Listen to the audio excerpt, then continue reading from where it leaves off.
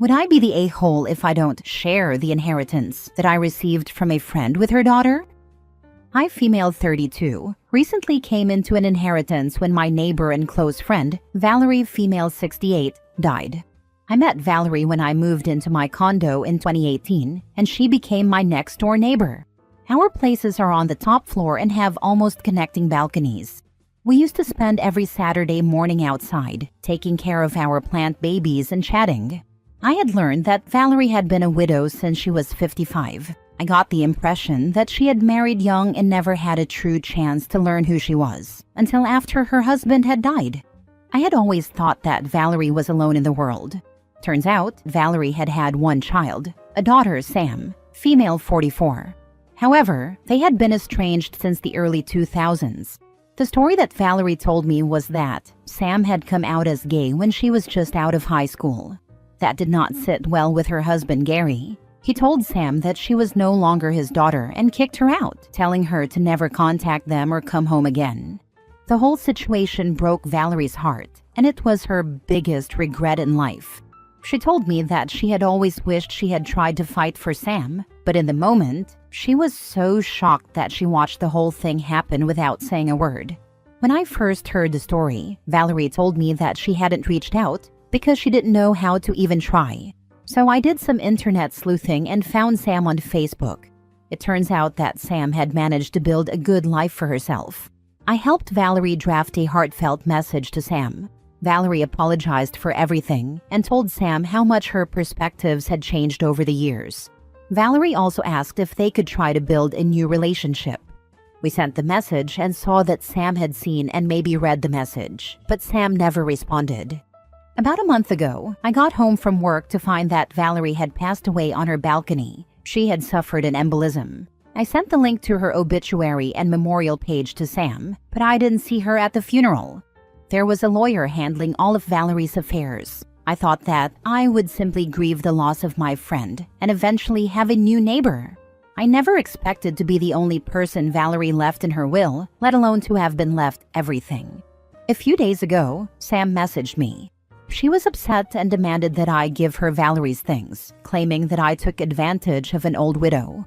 I was upset when I first read Sam's message and thought, who does she think she is? She hasn't spoken to Valerie in literal decades and never responded when Valerie tried to reach out. Valerie is her mother, and that entitles her to Valerie's stuff? Now I wonder if I should do something for Sam. I go back and forth on whether Valerie would want me to. Valerie knew where Sam was, so she could have included Sam somehow. The lawyer I talked to said that the inheritance is completely mine and that Sam has no claim, but should I give Sam something? Now for the top comments. There are always three sides to every story. Side A, side B, and the truth in the middle. You don't really know what happened between the two of them, so I'd be very careful about vilifying anyone.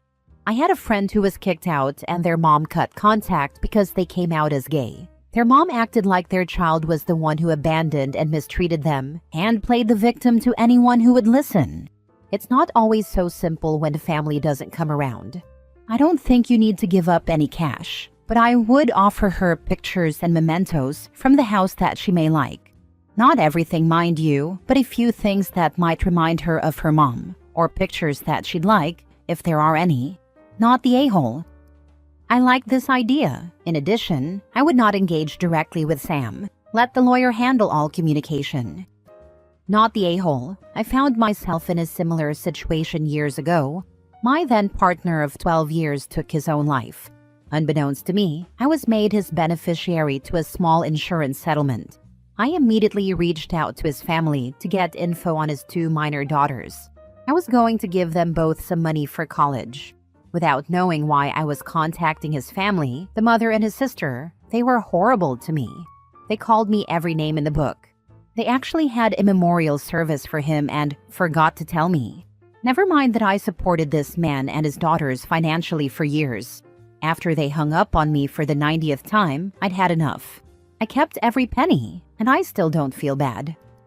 So you took care of his daughters for years but didn't have any information about them? I think there is something missing in this story. I mean, screw those people, but something isn't being said here. It's possible she never got custody of them, so when he died, his minor kids couldn't live with her anymore. Semi-similar, but I knew a guy who raised 2 kids from infants to 10 and 11, both girls.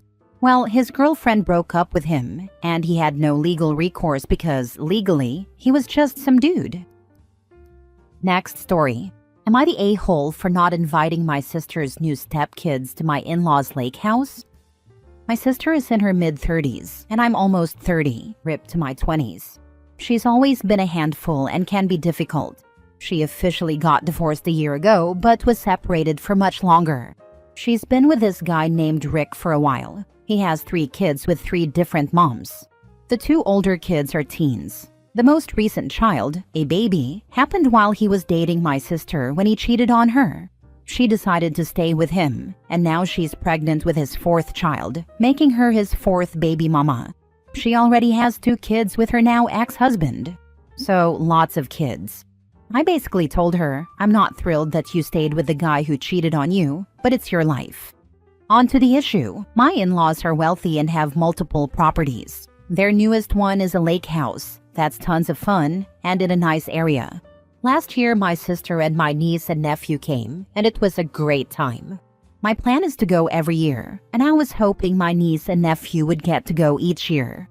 Now that my sister is with this guy, she thought everyone would get an invite. My issue isn't with the kids, but I don't know Rick or any of his other kids. I haven't met them once, so it's odd to me to invite them. Plus, I don't know the other moms.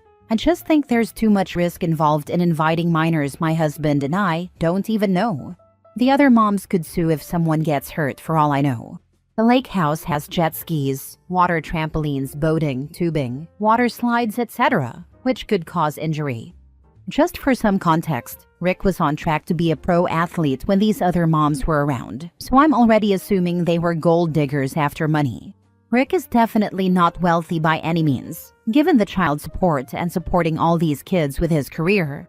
Also, it's not our house. My in-laws are kind enough to allow me to invite my sister, my niece, and my nephew, but adding 4 extra people is a little much in my opinion. I was at my niece and nephew's births, and they know my husband and in-laws really well, so I think it's an entirely different situation. I told my sister today that she, my niece, and my nephew are invited, but not everyone else. My sister's response was that they won't be going because they're one unit, and it all needs to be fair. It's so unfortunate because my niece and nephew will now be missing out. So, am I the a-hole in this situation? My husband said no as well, so it's not just me. Your sister's new stepkids are basically Pokemon at this point. Gotta catch them all. But in all seriousness, it's important to prioritize your own comfort and safety when it comes to inviting strangers into someone else's property. Your sister may be upset, but ultimately it's not your responsibility to accommodate her and her new partner's blended family. You're not the a-hole in this situation. I'm glad I'm not the only one who found this hilarious. It's a wild family dynamic, and the last thing you need is to turn a fun trip into a custody debate. Not your circus, not your monkeys. Sorry for sis, but she made her shared bed. I just feel so bad for my niece and nephew. They'll have to share absolutely everything now, even bedrooms, because they're only able to afford a 3-bedroom townhouse. All the kids are part-time though, but still. Nope, you're not the a-hole. You make very valid points. I also see her point of view. In her mind, they are a package deal, so it is ultimately her choice to either let your nibblings come to the lake house or not. I wonder, do the other moms invite your nibblings to outings with the stepkids, and would she trust them to go? I have a feeling the answer would be no, so she shouldn't be upset with you either. I know so little about the other kids that I couldn't even answer that question, unfortunately. Your only answer at this point should be, I invited you and your kids because my in-laws know you. I am not inviting people they've never met into their home. And stop. Discussing liabilities and baby mamas, while valid, just gives your sister far too much ammo to look for a loophole to try and force you into agreeing. I never mentioned that other stuff to her. It's just something my husband and I discussed. I only said because I don't know them. My niece, nephew, and you are the only invited. Next story. Am I the a-hole for making my husband's family leave? after they showed up with an extra guest? My husband, 36 male, and I, 34 female, recently hosted a small, intimate dinner at our home for his family. We carefully planned everything, seating arrangements, food, and even table settings, since it was meant to be a cozy evening with just close family. We invited 8 people, his parents, siblings, and 1 cousin. I took extra care with the menu because I have severe food allergies to nuts and shellfish. I cooked everything myself to avoid cross-contamination, and my husband helped plan the dishes accordingly. Since it was a sit-down dinner with a pre-planned meal, it wasn't the type of gathering where you could just add another plate last minute. An hour before dinner, my mother-in-law texted me, saying she was bringing my husband's aunt, her sister, because she was in town and had nowhere else to go. I was immediately uncomfortable. This aunt has mocked my allergies before, saying she doesn't believe in all that nonsense, and even once tried to convince me to just take a bite of a dish containing nuts because she thought I was exaggerating. I texted mother-in-law back, politely but firmly saying, "I'm so sorry, but we don't have extra seating or enough food planned for another guest. I hope you understand." She didn't respond. Instead, she just showed up with the aunt anyway. When I opened the door and saw her standing there, I felt my stomach drop. Mother-in-law was all smiles, acting like nothing was wrong, and said, "It's just one more person. We'll squeeze in." I reminded her that we didn't have enough food, and more importantly, that I didn't feel comfortable having someone at my dinner table who had disrespected my food allergies. My husband's aunt laughed and said, "Oh, don't worry, I won't poison you," in a sarcastic tone. She then turned to my husband and said, "Is she always this uptight?" At that moment, something inside me snapped. This wasn't just about the extra guest. It was about the complete disrespect for my boundaries and health. I turned to my mother-in-law and said, "I told you we didn't have room for another person, and yet you still showed up. I don't appreciate being ignored in my own home. If you can't respect that, you're welcome to leave." Silence. Then mother-in-law's face turned red and she said, "Are you seriously kicking us out over one extra plate? This is beyond rude." My husband's siblings jumped in, calling me dramatic and ungracious, saying I could have made something extra or just dealt with it. But I stood my ground. I told them that I wasn't okay with my boundaries being ignored, and if they couldn't accept that, they didn't have to stay. At that point, my mother-in-law scoffed, grabbed her purse, and stormed out. The rest of the family followed, grumbling about how I ruined dinner over something so small. My husband didn't say much during the argument, but after they left, he told me he understood my frustration, but thought I could have handled it more tactfully instead of outright telling them to leave. Now his family is furious with me, saying I was cold, inhospitable, and made a scene over something trivial. Mother-in-law even called my husband later, saying she was hurt that we chose to humiliate her over something so minor. My husband still supports me, but he also admitted he wishes I had handled it differently to avoid this huge rift. So, am I the a-hole for refusing to accommodate an unexpected guest and making them leave when they ignored my clear boundaries? Now for the top comments. The issue wasn't the additional plate. The issue is someone who disrespects you doesn't get to be a guest in your home. Not the a-hole. You told mother-in-law no and she ignored it. The aunt was way out of line with her remark. At least the trash took itself out. No more dinner parties for those who want you to lay down and be walked all over. She came in with both bowling barrels blazing as soon as you answered the door. They planned this, and I'd never invite them again. Ask your husband exactly what way he would have handled it differently. I mean exact words. Then ask him why he didn't say any of that or anything at all while you were being insulted by his witch of an aunt. I would avoid her forever. Not the a-hole. Not the a-hole. If your husband wished that you handled it differently, he could have stood up for you then and there. So why didn't he? That is a pretty good point that I didn't think of and have not discussed with him yet. I'll discuss this with him today. Thanks. I'd have slapped a can of Alpo on a plate and called it handled myself. Last story. Am I the a-hole for not wanting to pay for my girlfriend's friend's meal? So my girlfriend, 27 female, and I, 28 male, went out to dinner last night. It was supposed to be just us. But at the last minute, she asked if her friend, let's call her Sarah, could join. I said sure, no problem. Dinner was nice. We all had a good time, and when the bill came, I put down my card to cover my girlfriend and me. But then Sarah just sat there, not reaching for her wallet. My girlfriend looked at me and casually said, "Oh babe, can you cover Sarah's too?"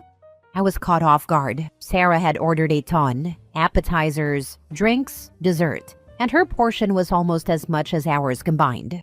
I hesitated and said, I wasn't really planning on that."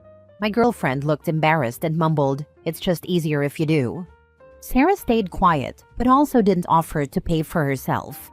I ended up paying because I didn't want to cause a scene, but I was annoyed. Later, I told my girlfriend that I didn't appreciate being put on the spot like that. She got defensive, saying I was being stingy and that it's just one meal. I argued that it wasn't about the money. It was about being expected to pay without being asked beforehand. Now she's upset, and I feel like I might have overreacted. Am I the a-hole?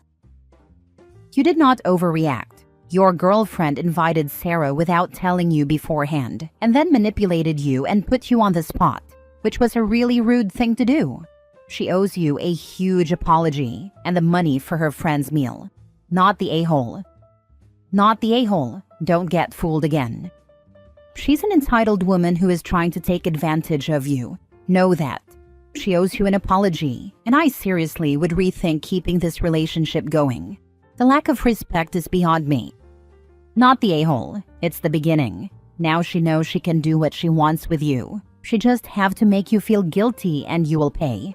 Paying for her is one thing, but for her friends, she is using you like an ATM. Yeah, that's what's bothering me. I don't want this to become a pattern. Why doesn't she pay you back for her friend's meal and drinks? If she complains, tell her to stop being stingy. She's the one who invited her. If she refuses to pay, you know what she's after.